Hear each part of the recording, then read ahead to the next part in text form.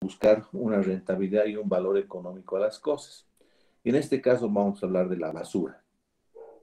La basura tiene diferentes componentes. Estos componentes son, por ejemplo, desde inorgánicos y orgánicos, reciclables, no reciclables, y son esos componentes a los cuales les vamos a tratar de dar un valor agregado.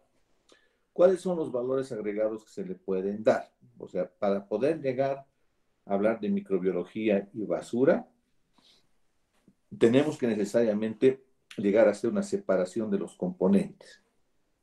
Por ejemplo, todos los metales que son reciclables, que ahora ya existe una normativa, en la basura no se va a encontrar, por decir, un rodamiento, ¿no es cierto? Porque no está dentro de la normativa, si es que siguiéramos la normativa. Pero aún así, en aquellos que son increíblemente imposibles de reciclarse, tenemos una capacidad de darle un valor agregado. O sea, quiero decir que todos los componentes de la basura pueden tener utilización. Voy a empezar por los metales pesados y todos aquellos componentes imposibles de reciclar. ¿Qué se hace con estos componentes? Se los puede traducir en lo que conocemos como balas de soporte o balas de sostenimiento para, por ejemplo, muros, ¿no? No sé si ustedes conocen, pero, o han visto, seguro han visto, que muchos en las laderas agarran como unas cajas armadas de alambre prensado como tela de alambre, digamos, y ahí adentro llenan mucho de piedras para darle sostenimiento a las laderas. Pues exactamente lo mismo se hace con ese tipo de basura que tenga ese nivel de peso, sobre todo. ¿Por qué? Porque lo que se trata es de poner una estructura que tenga un peso a fin de que no se puedan mover las tierras. Entonces ya tienes una separación. La segunda separación son los plásticos reciclables, por ejemplo, todas las botellas PET, las tapas de las botellas PET, porque aquí no estamos hablando nada de lo que hemos hablado la anterior clase sobre cómo reciclar la basura hospitalaria o patógena. Esta ya es la basura común. Entonces, seguimos nosotros con el antiguo proceso, con el arcaico proceso, con el proceso del siglo XX, de enterrar la basura, ¿no? Eso es lo que nos produce los lixiviados. Deberíamos tener, o por lo menos, si alguien tuviera un poquito yo diría, de relativa conciencia ante tanta oferta que hay para trabajar con la basura, cualquiera que la tomen podría ayudar muchísimo y no necesariamente tener que tener rellenos sanitarios. Los plásticos PET pueden volver a ser reciclados en otros plásticos de envases, por lo tanto, digamos, ya tienes otro sistema de poder eliminar. Si esto no fuera posible, es posible hacerse ladrillos de cada una de las botellas PET, que pueden ser con ladrillos, e inclusive parecería es hasta chistoso, pero suelen ser mejores aislantes que los propios ladrillos que se pueden construir de cerámicas o de las tierras rojas que conocemos para hacer ladrillos, ¿no? De ladrillerías en este caso. Después, una vez que has separado esto, te quedan otro tipo de residuos, ¿no es cierto? Aquellos residuos que son, por ejemplo, los vidrios, ¿sí? Los vidrios son totalmente reciclables, se pueden volver a hacer el retorno del propio vidrio en otro tipo de envases, por lo tanto, esas cosas también son posibles de separarse de la basura. Luego de eso están los papeles y cartones, ¿sí? Los papeles y cartones pueden sufrir exactamente el mismo proceso de volver a reinventarse como papel reciclado o como cartón reciclado. Y por último están los orgánicos. Y ahí es donde quiero hacer hincapié. Entonces, ustedes ya se han anotado que tienen ahí 4 grupos de separación y ahora vamos por el grupo número 5, que es el que nos interesa, orgánicos. Dentro de estos orgánicos están inclusive los desechos de huesos, por ejemplo, ¿no? Que me otorgan calcio, fósforo, cierto tipo de minerales. ¿Por qué quiero que estos orgánicos se conviertan en algo, ¿no es cierto? ¿Cuáles podrán ser las opciones para que los orgánicos se quieran convertir en algo? Tiene que ser algo aprovechable y tiene que ser algo que en realidad se pueda hasta consumir, ¿verdad? Evidentemente no está dentro de este programa o proyecto hacer temas de consumo humano, pero sí, por ejemplo, la recuperación de los orgánicos me pueden servir para varias cosas. Primera cosa en la que voy a focalizar mi intencionalidad de utilizar los orgánicos. Voy a hacer, a partir de la basura, voy a hacer, por ejemplo, comida balanceada para perros o gatos, ¿sí?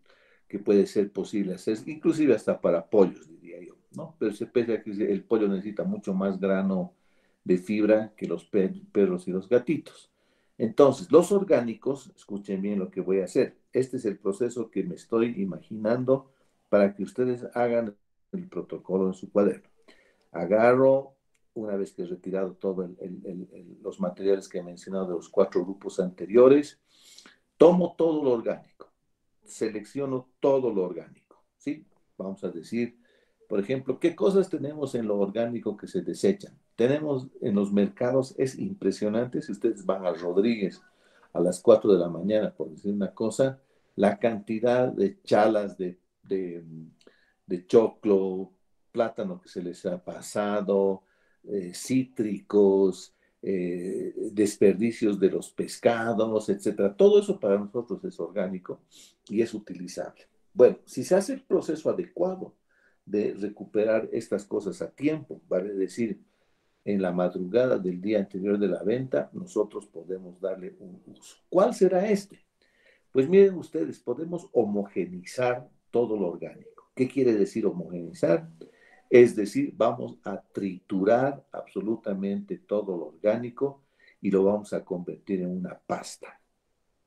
Esta pasta que tiene todos los componentes ahí internos que necesitamos, desde proteínas, lípidos, azúcares, etcétera, si se ponen a pensar, es casi como un medio de cultivo, ¿verdad? Este lo vamos a tamponar. Le ponemos un tampón para que vaya en un pH que sea apetecible para nosotros, que en este caso puede ser un pH entre 6,8 y 7,4. O sea, quiere decir que vamos a resuspender todo el material que se ha. Por si acaso, solamente hay 9 alumnos en clase, ¿no? Sí, 9. Okay. Vamos a resuspender todo el material orgánico y esta resuspensión tamponada, ¿no es cierto? Nosotros en ese proceso de tamponamiento la podemos pasar a un proceso de esterilización básicamente controlado. ¿Qué quiere decir eso?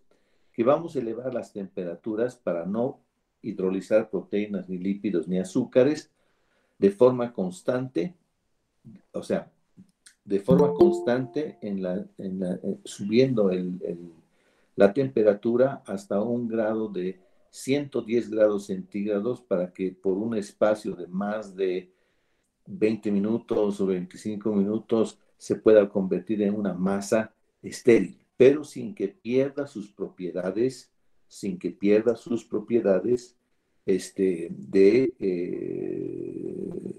nutricionales en este caso, tanto lípidos, proteínas, etcétera. Es como cuando esterilizamos un medio de cultivo delicado, digamos, ¿no?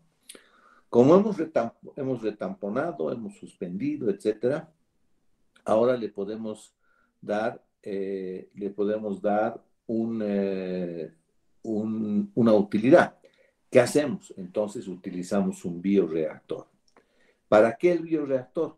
Para poner un microorganismo. O sea, ya tengo, repito, he juntado la basura, la he triturado, la he homogenizado, la he tamponado, la he esterilizado y se ha convertido en un medio de cultivo. Estamos hablando de volúmenes grandes, ¿verdad? 10,000, 12,000 litros, inclusive hay bioreactores hasta de 20,000 litros, etcétera, para estos procesos. Entonces, una vez que tenga la consistencia de un medio de cultivo, básicamente, lo que nosotros hacemos es justamente inocular. ¿Y qué vamos a inocular? Vamos a inocular un microorganismo que me permita que todo lo que hemos triturado, hemos deshecho, etcétera, tiene muy poca proteína esencial para iniciar la biosíntesis de proteínas. Por lo tanto, lo que nosotros necesitamos es aminoácidos esenciales para producir y que sea un buen complemento nutricional. La única forma de que estas cosas tengan un buen uso es que tengan un elemento de enlace para la biosíntesis de proteínas. Otra vez, substrato, producto, economía. Substrato, producto, economía. Si yo estoy haciendo todo esto, quiere decir que estoy tomando nota cuánto me costó la recolección de la basura, si pagué por esta basura, si fue gratuita, cuánto me costó la mano de obra de separación de los otros cuatro, si fue automatizada, si es automatizada, qué equipo estoy usando, cuál es el costo del equipo, qué cantidad de energía requiere, si es esta eléctrica, si es esta de gas industrial, etcétera. Todo tengo que anotar como gastos para saber cuál es el costo final de lo que voy a producir. Y estoy hablando de producción en toneladas. ¿Qué quiere decir esto? Que tenemos que calcular el porcentaje de basura orgánica que cada ciudad emite. Por ejemplo, Cochabamba, el 80%. Nosotros creo que estamos de cerca del 56 o 60%, ¿no? Si nosotros castigamos, ¿qué quiere decir castigar? Importante. Un porcentaje, que es lo que no vamos a poder meter dentro de este medio de cultivo, un desecho que ya esté muy descompuesto o que no sea utilizable o que sea mezclado con otras cosas y tengamos que separar, vamos a perder un 10%. En nuestro caso sería de 60%, 54 toneladas utilizables, ¿no? O, digamos, hablando si es que recogemos de cada 1.000 toneladas, 540 kilos.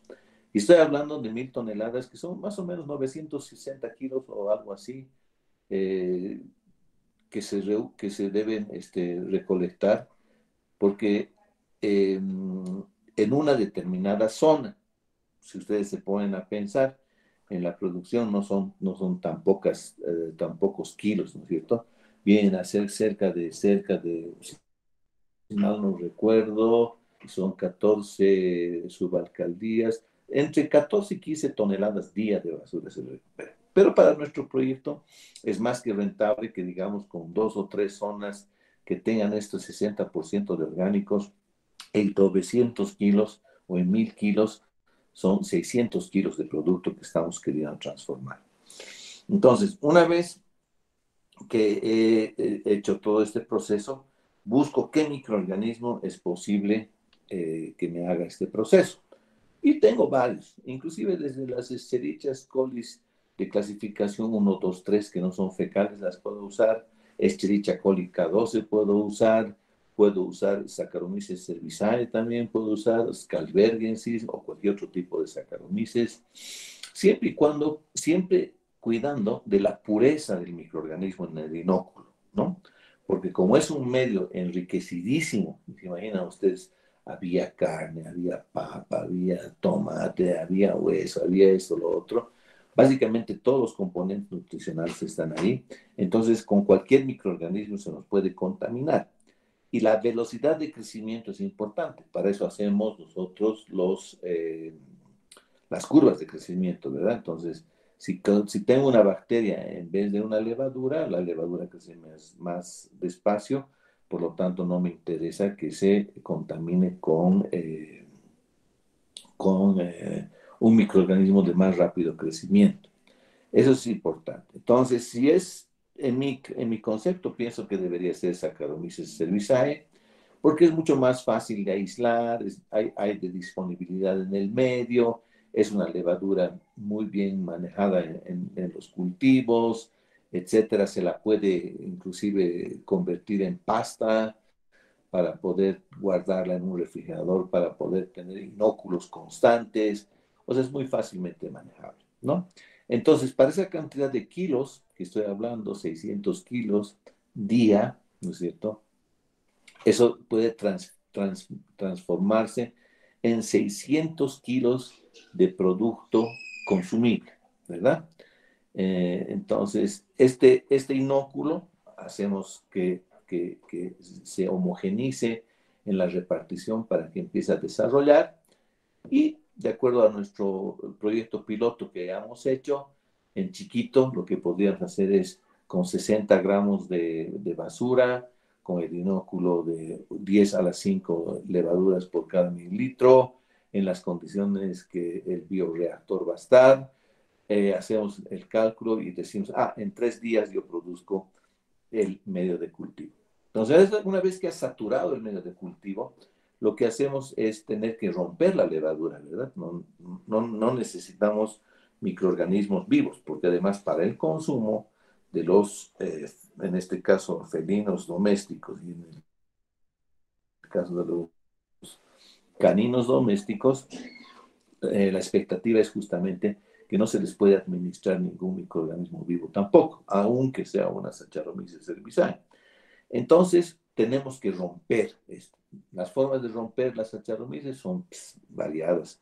Se me ocurren dos. Podríamos entrar en un proceso de pasteurización, elevar la temperatura hasta 90 grados centígrados y bajarla lo más rápido posible a 4 o 6 grados centígrados, ¿no? Tal cual como, digamos, hacemos con la leche, ¿no? Ya no hay procesos de tindalización, por si acaso, en la industria, porque no, los resultados de la inducción de la luz solar a través de espejos para los temas de sanitización no han sido los mejores resultados, pero sí la pasteurización sigue siendo un buen proceso, ¿no? Si fuéramos extra super tecnológicos, haríamos este proceso en UTHC, que es más o menos como hacer de la leche desde su ingreso pasteurizada, revisada para que esté básicamente en un concepto muy estéril en su envase, porque todo es un sistema cerrado. Pero no necesitamos eso, necesitamos romper. Una de las formas sería la pasteurización. Otra que me gusta mucho, mucho, mucho, mucho, es porque es además fácil y puedes hacer, construir y puedes ponerle un poquito de interés. Todo lo que les digo puede ser hecho a nivel de industria nacional, es la sonicación. O sea, emitir una baja frecuencia al bioreactor, a su interior, para el rompimiento de la membrana. Entonces se rompe la membrana y por lo tanto, ¿qué es lo que nos interesa? Que se libere todo lo que está dentro de la célula. ¿Y qué se libera de lo que está dentro de la célula? Pues una muy buena concentración de aminoácidos esenciales. Esta masa que ya se ha rehomogenizado nuevamente por un proceso de paletas, lo que ustedes quieran, de movimientos concéntricos, etcétera, etcétera, tiene una alta cantidad de agua, ¿no es cierto? Entonces, ¿cuál es el proceso? El proceso es convertirlo en pellets, ¿verdad? Todos ustedes deben tener alguien o un gatito o un perrito al cual le compran su comida balanceada, excepto los antiguos que, digamos, pensamos que deben comer el agua de choclo, ¿no? Entonces hacemos cocer para el perro el agua de choclo. Y dicen que les va a hacer tener mejor pelaje. Y quiero decirles, es evidente, mi perro tiene un pelaje espectacular, pero también ya me canso y ya le doy nomás los pellets, ¿no? Entonces, es una industria creciente. Si ustedes han visto en el mercado la cantidad de organizaciones de defensores de los animales, etcétera, que me parece muy, muy bien, el mercado está ahí, ¿no? El mercado está ahí. Entonces, hay mercado de consumo, hay capacidad de hacer esto. Esta masa, ¿no es cierto?, va a ir a un proceso de extracción de agua. ¿Cuál puede ser el proceso de extracción de agua? De liofilización industrial, ¿no es cierto? Entonces podemos botar los pellets al vacío en un proceso de aire de esparcimiento y ya se forma el pellet y al pasar por el extractor de agua, entonces ya queda el pellet bastante seco. ¿Carísimo? Puede ser.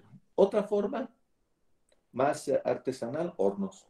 Entonces podemos entrar a un proceso de hornos, de tener, digamos, la forma de semi-industrial de tener una tableteadora que tenga ese diámetro de pellet, porque no puedes mandarles tampoco pellets muy grandes, no tienen que ser circulares para que no se atraganten en la garganta, etcétera, etcétera, etcétera. Bueno, entonces sí se puede hacer en hornos. Y una vez desecado, se hace el control de calidad, que puede ser consumido. Y una vez que haces el control de calidad, pones en una cuarentena, 40 días para ver la estabilidad del producto. Y luego se embolsa y se vende. Pones marca y se vende, ¿no? Entonces, yo creo que esto es importante porque es una gran solución al problema de la basura. ¿Cuál es nuestra experiencia? Porque, digamos, el doctor Scholz está contándonos un cuento en el cual eh, se puede decir que si se ha hecho o no y si es factible. Pues bueno, sí, lo hicimos. Miren cómo hicimos esto. Ahora les relato la experiencia del laboratorio. Compramos cerca de 1.500 bolsas y fuimos casa por casa en un barrio cerrado, semicerrado, que eran Los Pinos, y nos tomamos, ¿no? Entonces les regalamos 3 bolsas. Una donde ponían todo lo orgánico, en otra ponían todos los plásticos y botellas, y en otra ponían todos los cartones, papeles y todo lo que era, ¿no? Miren, de las 1.500 por 3, 4.500 bolsas, pero cada casa significaba una bolsa, entonces había 1.500 viviendas. Nosotros logramos recuperar en una súper selección, súper. La gente realmente cuando sabes cómo hablar con ella, te ayuda, por supuesto. Y estoy hablando de una experiencia de hace 12 años atrás, ¿no? Y eh, recolectamos la basura orgánica, pero súper seleccionada. La gente se portó súper bien. Es cuestión de educación, nos hicimos unos trípticos, etcétera, y fuimos y recolectamos la basura. ¿Cuál era la idea? La idea era justamente de producir estos pellets. Todo el proceso que les he contado fue hecho exactamente como les he descrito, ¿no? Hasta llegar a los pellets que habíamos hecho para que se sequen. Pero era evidente, no podíamos tener 20 o 30 perros para hacer la prueba y había que tener un testigo que era el pellet de consumo comercial versus el pellet producido por nosotros, etcétera. Entonces decidimos hacer con los ratones de Lilasa. Entonces adquirimos 40 ratones de Lilasa, de los ratones que se utilizaban para hacer la vacuna antirrábica, recién nacidos para su proceso de alimentación. Los separamos en 2 grupos, un testigo de consumo comercial y el otro de testigo de consumo que habíamos producido nosotros.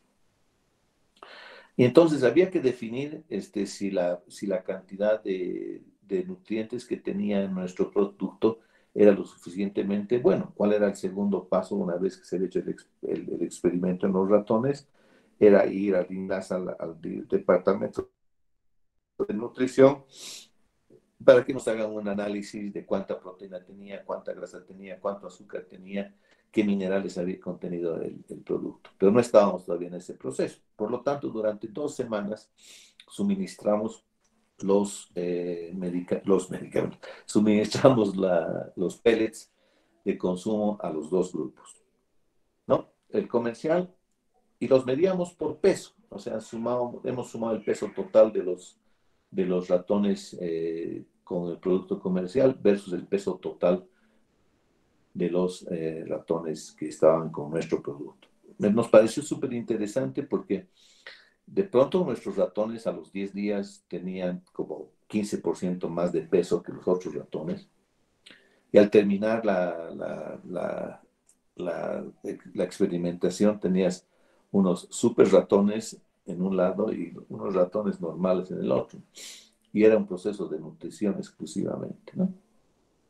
Ya no logramos hacer el tema nutricional, se acabó el año y también los costos de ese examen eran muy altos y no nos los quisieron hacer así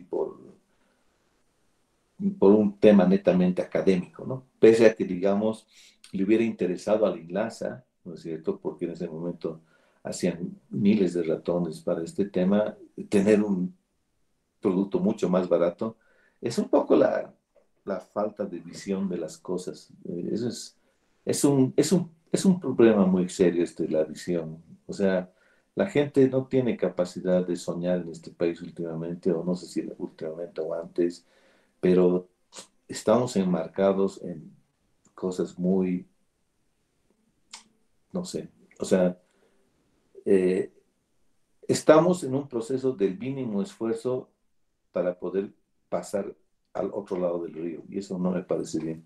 Pero bueno, no importa, al final de cuentas, este proceso eh, fue un éxito total, total, total. Y puedo decir lo siguiente, hace 2 años se inauguró una planta de competencia de producto nacional. Actualmente no conozco el sistema de producción de nutrientes. Sé que es a partir de desechos y les está yendo, pero muy bien, muy bien, muy bien. Cada bolsa para un gato vale 23 pesos y para el perro creo que vale 30 o 32. Y si yo me pongo a pensar en 600 kilos cada 3 días o 1.200 kilos a la semana y mi costo puede ser la mitad, ¿no es cierto?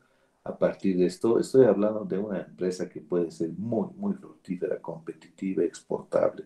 Si compramos de exportación el Dog Chow, compramos de exportación el Whiskas y no sé qué, quiere decir que el mercado da para el soporte. Bueno, entonces, esta experiencia que la considero extremadamente importante demuestra que lo que estoy conversando, hablando, enseñando es pues totalmente factible, en primer lugar.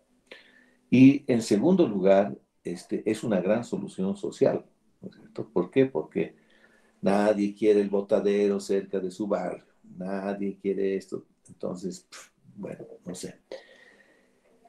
El, eh, el, el sistema es un sistema que no requiere de alta pureza, y más bien es un sistema de gran liberación de toneladas, por lo que hemos podido hablar, ¿no es cierto? Y si la capacidad industrial, en vez de convertirse en 1.200 kilos a la semana, se convierte en 2.400 kilos a la semana, porque puedes hacerlo diario, ¿no es cierto? Estamos hablando cerca de 10.000 kilos mes. Si ustedes multiplican eso por los 32 bolivianos por kilo que vale la bolsa del perrito, digamos, hay una tarifa que vale cerca de 17 y le vamos a deprimir aún más. ¿Qué pasa si cuesta 12 bolivianos? Por 10.000 kilos, ¿no es cierto? Porque 600 kilos, sí, cerca de, digamos, vamos a decir que podemos producir 10.000 kilos cada 3 días, son 20.000 kilos a la semana, 80.000 kilos al mes. Vamos a redondear y bajar todavía más y vamos a deprimir el factor económico. Vamos a decir solamente vamos a hacer 50.000 kilos. Si ustedes multiplican eso por la ganancia de $1, ni siquiera les estoy diciendo el costo real de $1, 7 bolivianos, estamos hablando de $50.000. Que eso te permite gastar banco, empleados, resistir cualquier tipo de cosas, marketing, etcétera. O sea, voy a deprimir aún más mi proceso. Voy a sacar del monto de total de rescate, al final de cuentas, el 80%. Y voy a decir que $40.000 es la reposición y $10.000 es la ganancia. No conozco a nadie que, digamos, tenga $120.000 al año solamente por utilizar la basura de forma adecuada, prestar un servicio a la comunidad y poder tener esa ganancia. Se lo propuse también a la facultad, pero creo que somos demasiado exquisitos como para meter las manos en la basura. Bueno, ¿qué puedes hacer? No todo el mundo le pueden gustar las ideas de uno, entonces, pero sí puede tal vez ser atractivo para ustedes y sí les puede gustar este tema a alguien y puede ser competencia porque mercado hay. Ok, eso es. ¿Alguna pregunta con respecto a esto?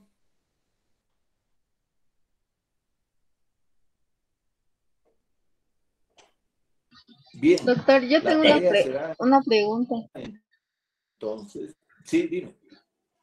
Eh, los desechos que recogieron, los desechos eran entre, o sea, me refiero a carne, cáscaras de frutas y verduras, o eso lo separaron y solo eran cáscaras de verduras, algo así. O era una mezcla de todo. No, por ejemplo, yo te digo la lista que les dimos, era cáscara de huevo, todos los huesos que podían recogerse, todos los desechos de vísceras del pollo, sobre todo porque en esa época compramos el pollo con vísceras y con todo. Los desechos de carne cocida, por ejemplo, sí, también los utilizábamos, ¿no? Obviamos que la verdura no, por una razón. La descomposición de la verdura es muy rápida, ¿no? Entonces, las primeras 50, 60 bolsas cuando estábamos recogiendo, ya nos producían una acidez muy fuerte de los desechos vegetales.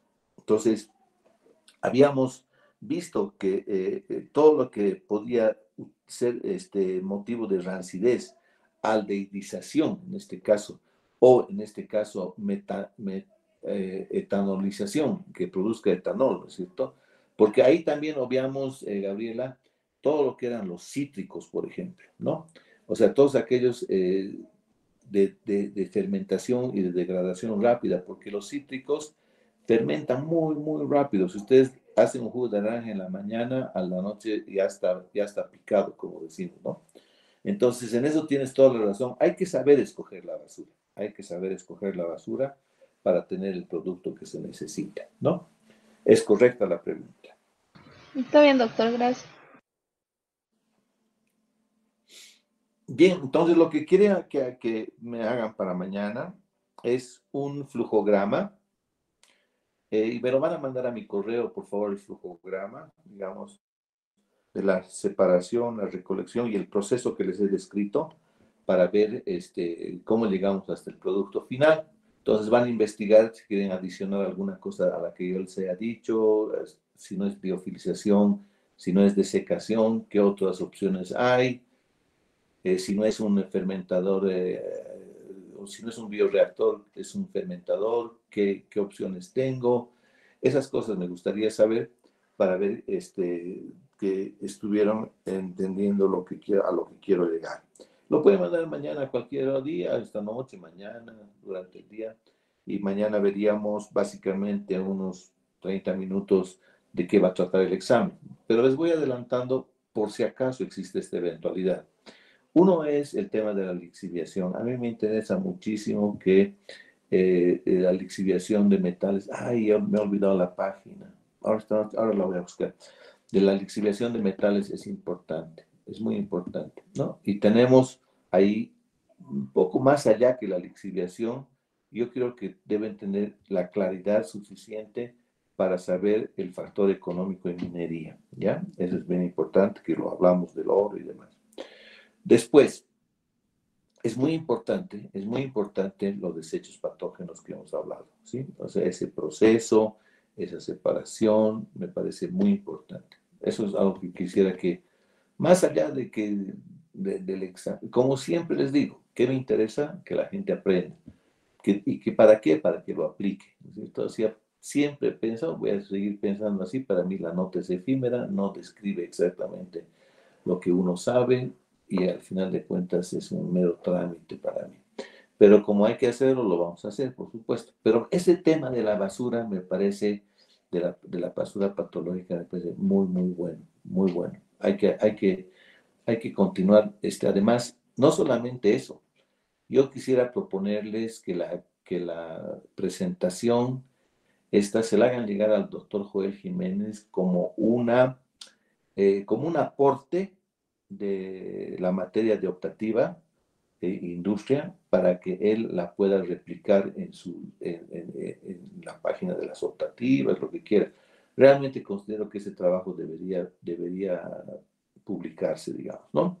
Si ustedes lo mandan, porque yo quiero que sea una iniciativa de los alumnos, no quiero que sea una iniciativa mía, sino de ustedes. Si ustedes lo mandan, yo inmediatamente que ustedes me digan, la voy a respaldar. La voy a respaldar y voy a hacer hincapié en ese tema. Y esta, ¿no? El flujograma, o sea, son tres cosas. La lixiviación y la economía, este tema de la patología de los derechos patológicos y este flujograma. Esas son las tres cosas que me interesa rescatar de este parcial. ¿Ok? ¿De acuerdo? Está bien, doctor. Una consultita acerca del flujograma, el producto final es lo que comentaba, ¿no? El alimento para los perritos y los gatitos. Correcto. Ah, ya, es que O sea, más o como... menos para que te des una idea, digamos, del producto final, es como cuando agarramos el afrecho. ¿Ubicas el afrecho, Andrea? Sí, La cáscara, ¿no ves? Del arroz, etcétera. exacto. Ya. Eso en ganadería se retuesta, o se lo hace de secar al sol y se le da una pasada por la retostación. Y luego de eso se lo mezcla con agua y se hacen unas bolas, ¿no ves? Se hacen unas bolas porque se emulsifica justamente por este proceso y eso se deja de secar al sol. Y esas son las bolas de afrecho que les dan al ganado. ¿Para qué? Para que tu estómago tenga mayor expansividad en la absorción de los alimentos balanceados, por ejemplo, ¿no? Aquí es el mismo proceso, va a terminar pero siendo pellets pequeñitos, ¿no es cierto? De acuerdo a lo que tiene que pasar por la garganta de un gato o de un perrito, en este caso, ¿no es cierto? Entonces, de ahí es que tienes además, inclusive, no sé si ustedes han visto, ya que algunos son mucho más elaborados, dice sabor a pescado, digamos, ¿no? Para gatos. El otro, como es un cachorro, leche con proteínas, digamos, ¿no? Pero eso es netamente marketing, eso es únicamente lo que nosotros haríamos en un proceso de decir cuáles son los componentes nutricionales que tiene y con eso hacemos exactamente lo mismo en el marketing. O sea, y ten por seguro que si analizas uno a diferencia del otro, es básicamente lo mismo. No conozco ningún humano que vaya a testar, digamos, si tiene un contenido de leche la comida del perro o del gato, ¿verdad? Entonces, tiene que haber una regulación con respecto a eso. No lo vas a probar y no le vas a poder preguntar a tu perro si tenía leche o al gato si tenía sabor a pescado, ¿verdad? Entonces, son solamente temas de marketing eso. Pero es así, es como dices, hay que llegar al producto final que son pellets. Listo, doctor, gracias. Ok. Entonces, me pasas el enlace y yo hasta el mediodía te voy a decir si es que tenemos clases, si no, ya nos vemos el jueves nomás. Esas son las tres cosas que hay que estudiar. ¿Listo? Está bien, doctor. Muchas gracias, chicos. Que tengan buena noche, ¿ya? Hasta luego. Hasta luego, doctor. Hasta luego, doctor.